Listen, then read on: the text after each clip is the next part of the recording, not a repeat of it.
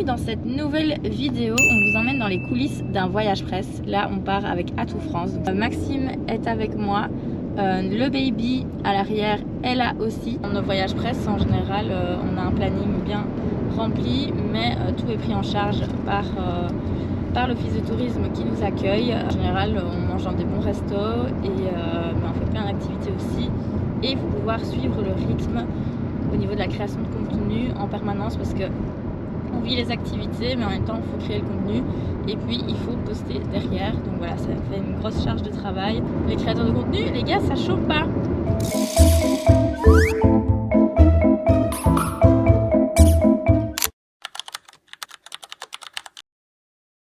On est arrivé au logement et regardez, c'est trop stylé, les lampes. On a la chambre au style industriel, c'est vraiment joli. Et là, c'est la salle de bain. Je vous montre avant qu'on s'installe de trop. Très très joli, comme ça, c'est très très beau. Ils ont gardé le charme de l'ancien tout en ajoutant une touche industrielle, quoi.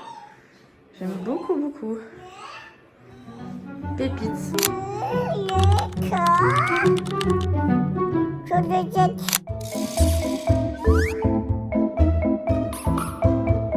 Là, on a rendez-vous à 9 h à la Cité du Cuir. On va faire un super atelier parents-enfants.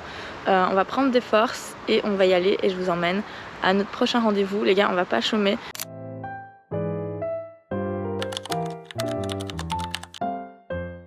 Et en effet, on peut le décorer vraiment comme on le souhaite. Viens d'avoir à faire les ongles. Oh, voilà. Tu fais comme si c'était une main. Waouh, waouh. C'est beau ça. Oui, t'as fait une belle bague. Tu lui as fait une bague sur le poignet. Un bracelet en fait. Il faut continuer le bracelet. Ah bah oui, il faut enlever le capuchon. Hein. Ce sera plus facile. On avait vraiment une visite VIP quoi. Mais c'est cool. Je ne savais pas que c'était comme ça que ça allait être prévu en fait. C'est bien de pouvoir inaugurer un lieu et pouvoir en parler en premium. En fait, le musée n'est pas encore ouvert. Ils sont en plein travaux. Ils ouvrent dans 3 mois. Je pense que ça va être un chouette musée assez ludique. Et vraiment pensé aussi pour les enfants. Dès leur plus jeune âge, dès 3 ans. Ici, Daphné était un peu petite. Mais on s'est quand même bien amusé. Enfin, on a quand même partagé un chouette moment. On a trouvé une librairie. Ça fait trop penser à Harry Potter. J'ai l'impression qu'on va aller chercher la baguette magique. Mais... Donc le guide gourmand, c'est un peu les spécialités. On a mis en avant les marchés. Et après, c'est vraiment un listing d'adresses avec des restos. Mais peut-être que, je sais pas si c'est trop spécifique pour vous ou pas. Je pense qu'on peut commencer presque par le musée. Alors parce que elle, c'est l'endroit, je pense que c'est la limite où sera le plus. Ah mais c'est ce qui est prévu au programme. Ah bah ouais, parfait. Oui. Du coup, c'est la deuxième fois qu'on voyage en collaboration avec un office de tourisme avec elle. Okay. On a fait beaucoup de voyages déjà depuis qu'elle est née, hein, mais et alors, du coup c'est bien le voyage. T'aimes bien partir en vacances comme ça, voyager? C'est chouette. Tu suis papa et maman? Hein? Ah ouais, c'est quand même cool, hein.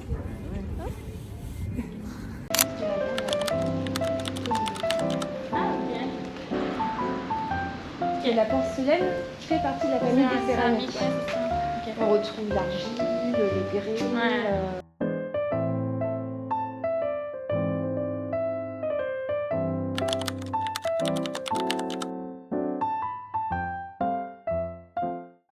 Ouais.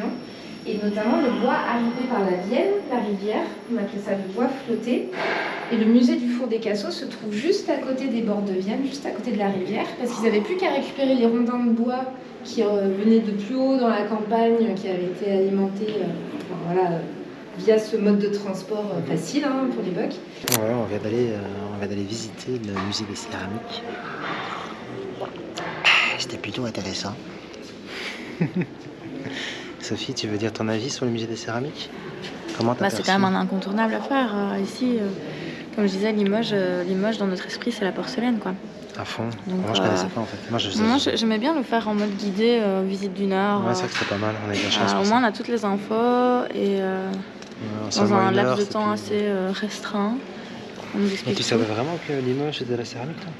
De la porcelaine, oui. Non, moi, je savais pas. Ah si. Moi, si. Tu connaissais, toi, la porcelaine de Limoges?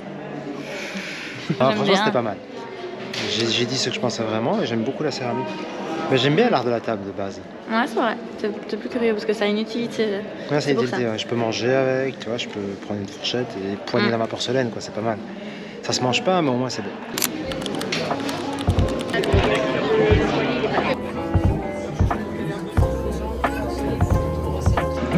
Est-ce que quelqu'un a la réponse?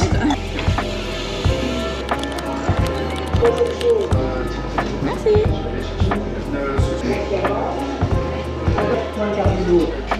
La mer, le salé, le sucré. Alors, je veux te faire goûter pour que tu puisses transmettre Le goût. Allez, voilà, c'est bien.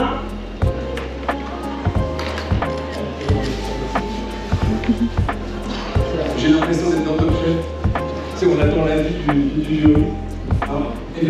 Petite vidéo pour vous expliquer un petit peu ce que c'était l'événement Toc et Porcelaine. C'est un rassemblement à Limoges de chefs gastro avec des porcelainiers de Limoges pour présenter pendant un événement, il y a des stands, etc. Une dégustation de leur restauration sur la vaisselle en porcelaine de porcelainiers de Limoges. Donc du coup, ça permet en fait de goûter plein de petits aspects de la cuisine gastro des chefs avec des petites bouchées. Donc tu te prends une assiette. Nous on a payé 12 € pour une assiette où il y avait 3 bouchées différentes avec un petit dessert et on avait un verre de vin. Et donc du coup on va sur plusieurs stands. Je pense que pour avoir un vrai repas il faut... Moi j'ai été prendre deux menus. C'est ça, pour 24 €. Deux chefs différents. Et 2 verres de vin, franchement c'est quand même raisonnable. Surtout pour de la entre guillemets haute gastronomie. Parce que en fait les chefs présentent leur spécialité. Mais donc aussi vous avez pu voir, vous avez vu des images où j'étais sur la scène. Donc c'était avec un chef en fait. J'ai oublié son nom d'ailleurs, mais c'est celui de l'affiche. Donc c'est le chef principal qui... Ah ouais. C'est celui de l'affiche, donc c'est celui qui amène le plus de monde. Bah, je pense qu'il avait de l'expérience certainement, mais c'est vrai qu'il était assez âgé hein, quand tu vois. Bah, donc il faisait une démonstration de sa cuisine et donc voilà, comme on était invité par la ville, bah, j'ai pu monter sur la scène pour prendre quelques photos, quelques plans de vidéo pour vous y insérer. Donc c'était un peu du VIP, mais c'est cool. Ça vous montre un peu les coulisses de ce type de voyage presse. Mais donc ici on est au jour 2, malheureusement il pleut un petit peu, mais il fait toujours très bon. On va visiter ce matin l'aquarium et puis on va enchaîner sur la partie, le quartier haut je pense de la ville qui va être totalement différent de ce qu'on a vu hier. On va d'abord passer par les halles.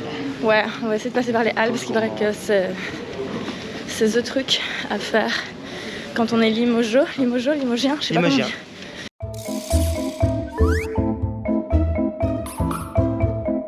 Ça, c'est cher.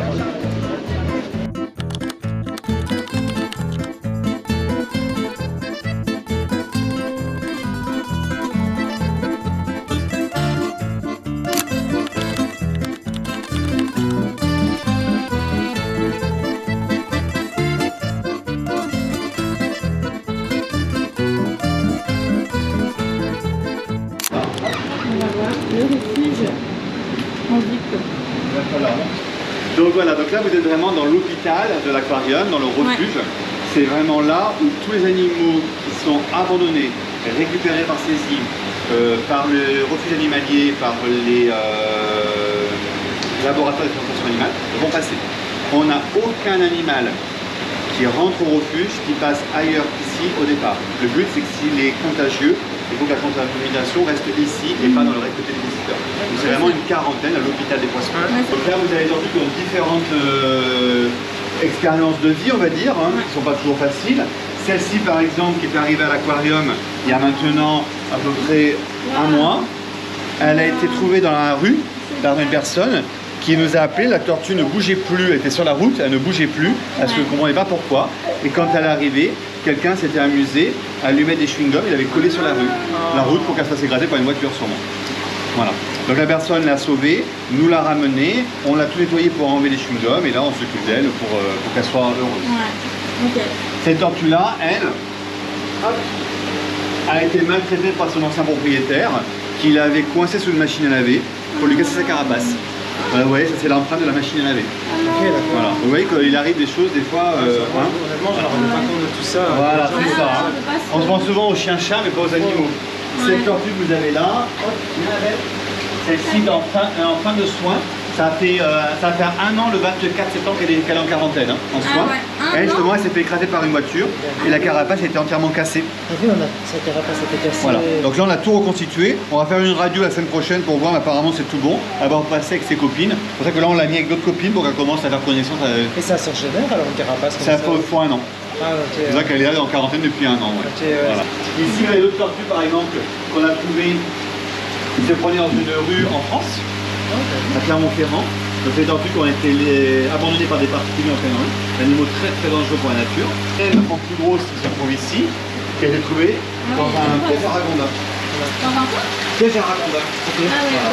Et vous la sortir, vous allez voir, vous allez rester un peu au pied parce que c'est très dangereux. Pourquoi c'est dangereux? Là, vous allez voir.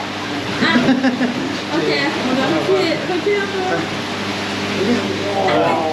Ah oui, oui. Vous voyez la tête, elle a un cou qui est aussi long pour venir chercher presque mon pouce là où il est. Donc j'ai intérêt à faire attention quand je manipule. Et les griffes comme les lames de rasoir. C'est un peu agressif en fait, les tortues. C'est pas seulement agressif, mais cette espèce-là est un animal qui n'est pas un animal de compagnie. Ouais, c'est ça. C'est un animal sauvage, hein. Donc il faut faire attention. Ouais. Donc ces animaux-là sont souvent achetés dans les magasins, par contrebande ou quoi que ce soit, et après, les gens ne savent plus quoi en faire, ils les abandonnent. Elle est capable de couper le doigt d'un enfant à 2 phalanges dans une coup de morsure. Si vous l'essayez, on peut, ça fera une jolie publication. Hein. La nurserie, vous avez là par exemple les petits points qu'il y a sur les coquilles, ce sont des œufs de méduse. Chaque petit point est un œuf de méduse. Ces œufs de méduse, on les fait éclore et on met les méduses après dans la nurserie pour grossir.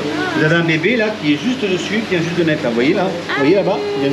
Et on a aussi en reproduction ici nos caïmans qui nous ont fait la joie de nous pondre des œufs il n'y a pas très très longtemps. Donc là ils sont en incubateur, donc on a des œufs de caïmans qui se trouvent ici. Alors je ne sais pas si vous connaissez l'expression, on ne met pas tous nos œufs au même panier. Ouais. Hein, et bien c'est pour ça qu'il y a 2 incubateurs. S'il y en a un qui tombe en panne, il y a le deuxième en secours. On va pas les mettre dans le même incubateur. Et ils vont tous s'éclore. Ben, on ne sait pas, on va voir. Ah, okay. Généralement ça arrive que... Non, de la moitié on va dire. Ah, la moitié quand mais même. on ne sait pas encore, on va voir. Okay. Ici par exemple, vous avez que des poissons qui vont être de laboratoire d'expérimentation animale. Tous les poissons que l'on a, on les a récupérés dans le laboratoire. Si vous n'avez pas pris, ils auraient été euthanasiés.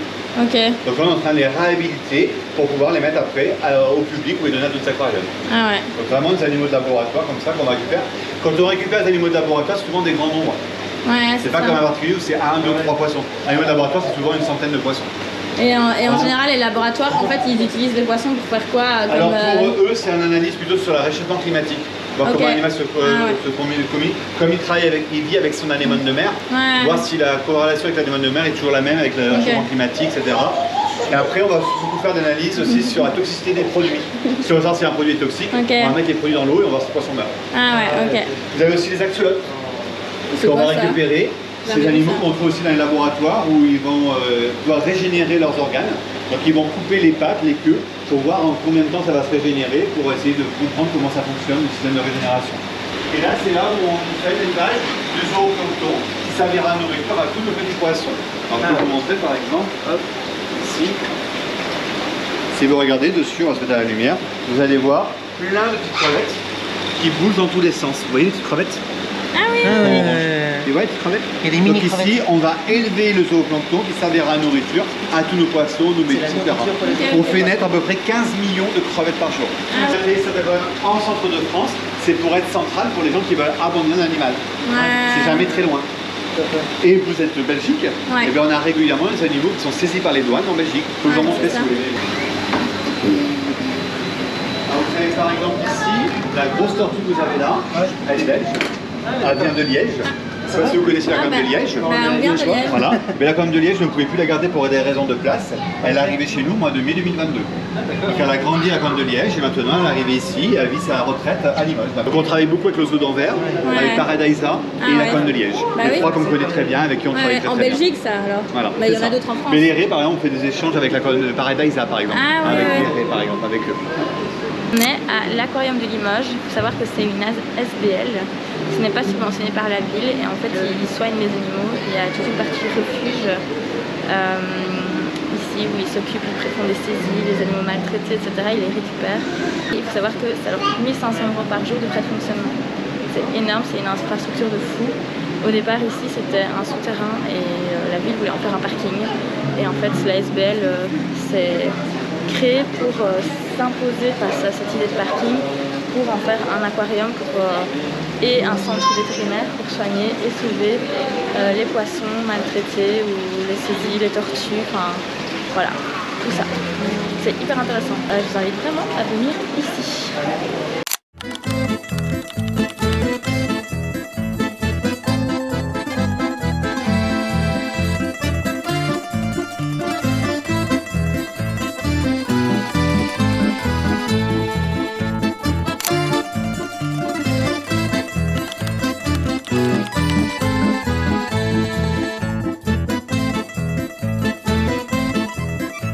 Bon, on est rentré à l'hôtel là il y a pas longtemps.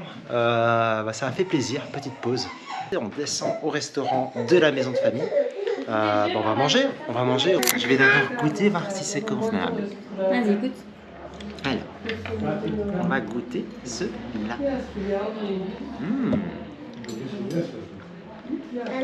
C'est bon? Tout à fait. Tu vas encore un? Oui, tu vas encore un. Mais voilà les amis, je parle tout bas parce que la petite est au lit. Nous sommes de retour à la chambre.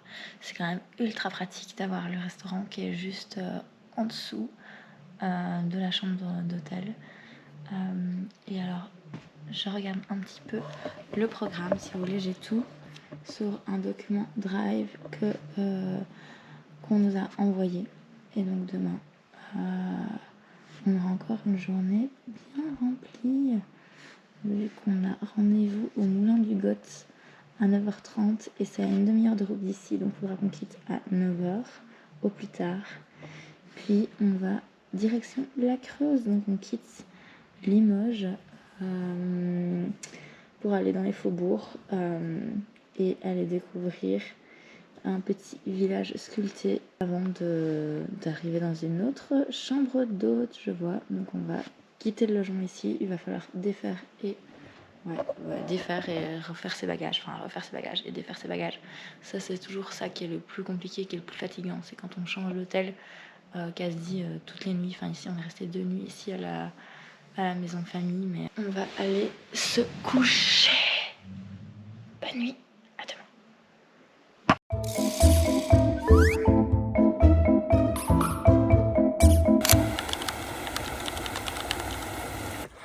Et là, alors là, je suis parti sur un petit run ce matin dans Limoges, enfin, plutôt sur les pourtours de Limoges, j'ai l'impression, de moi dans la nature. Donc c'est vraiment top. Je me suis levé quand même de bonne heure à 6h30 et je suis parti pour 7h.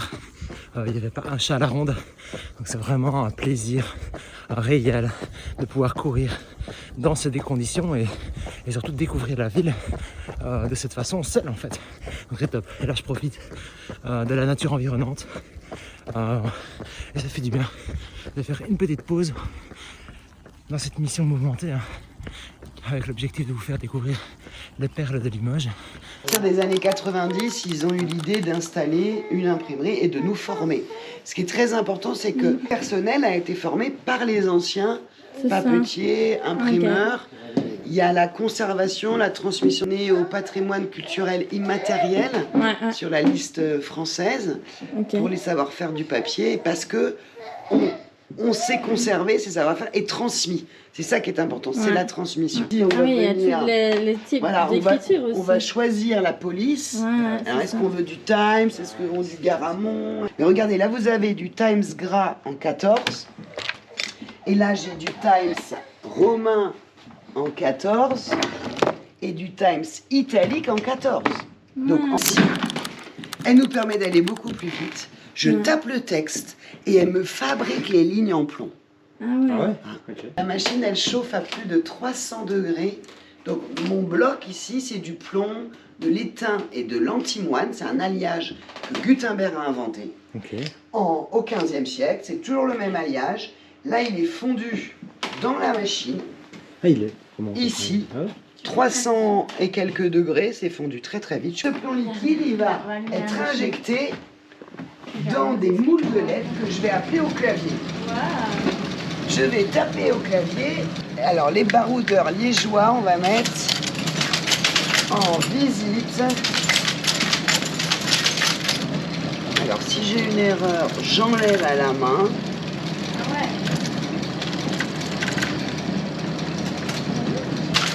C'est l'ancêtre de la machine à écrire en fait. Bah, pas tout à fait, parce qu'une machine à écrire, vous imprimez tout de suite sur une feuille de papier. Ouais, mais un seul exemplaire. C'est ça. Là, vous fabriquez en plomb des lignes qui vont vous servir à faire des milliers d'exemplaires, ou des centaines. Donc là, j'ai tapé mon texte. Maintenant, la machine, elle va me fabriquer ce texte en plomb. Donc, j'envoie ma ligne. Là, le plomb rentre dans tous les moules que j'ai appris. Regardez, ça va sortir là. Attention. Hop là, voilà. Hop là. Et maintenant, ça range. On entend toutes les matrices, tous les moules qui sont allés se ranger dans leur boîte.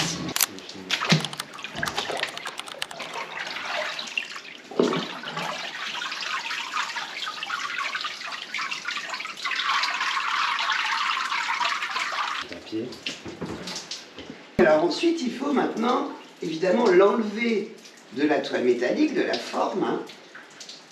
Et pour ça, on va la coucher sur un tapis, sur un feutre. Alors ensuite, on retourne. On va venir apposer la toile sur le feutre. On appuie bien. Et puis on remonte dans l'autre sens. Quand j'aurai un grand tas, donc c'est-à-dire 100 feuilles, on fait des plateaux parce que là je peux pas faire 100 feuilles. Au bout d'un moment, ça va faire le dos rond. Donc je fais 4 plateaux de 25 feuilles.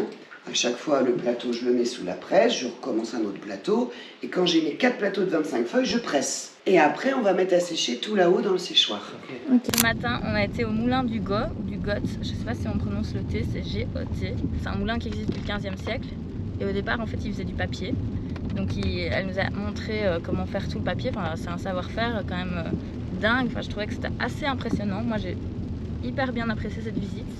Et puis il y a tout le côté imprimerie avec des machines du 19e siècle. Tout le savoir-faire qu'il y avait en fait avant l'arrivée des ordinateurs et de la machine à écrire. Mais voilà, j'ai beaucoup aimé, c'est très intéressant. En fait, ils veulent aussi avoir une démarche un peu différenciée par rapport à l'industrie forcément. Et donc ils sont un peu innovants dans la production en tant que telle, dans la production de papier. À savoir typiquement qu'ils utilisent déjà pas de fibres de bois dans leur production, dans la recette en fait. Mais ils utilisent vraiment que du chanvre, du lin, du coton et parfois aussi des légumes.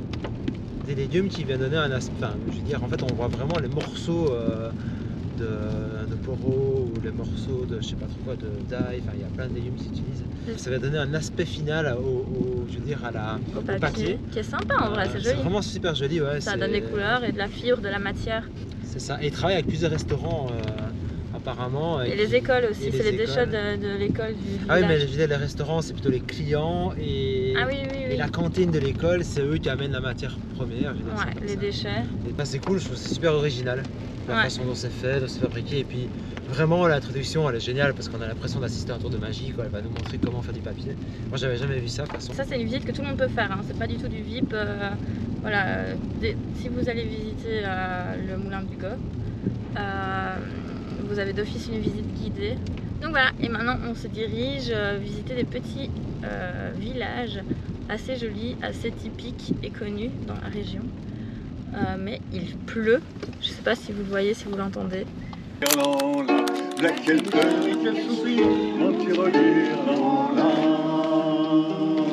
Ma fille ne pleure donc pas, ma fille ne pleure donc pas, t'en trouveras un bien plus riche, mentir lire l'an.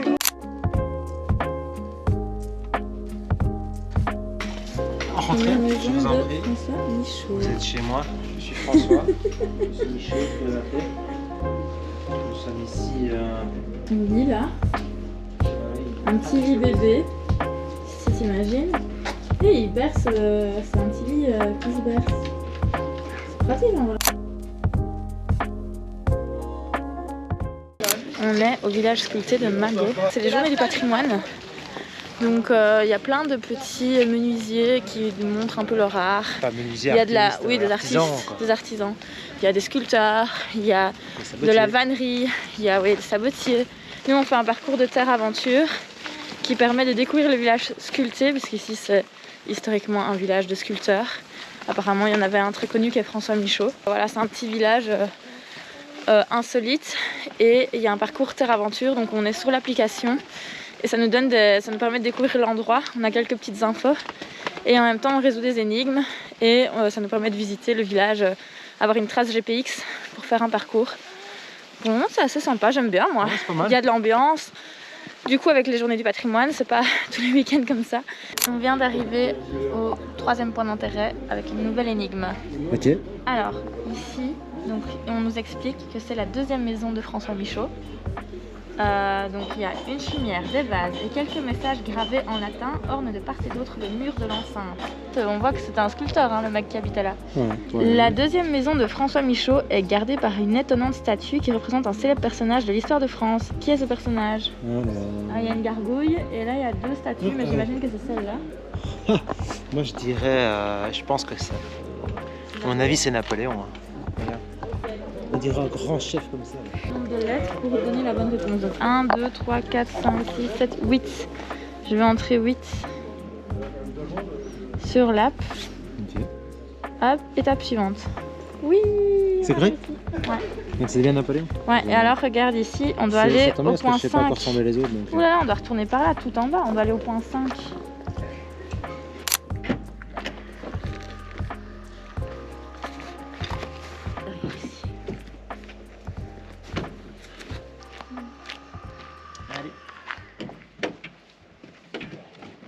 C'est la fin de notre séjour à Limoges.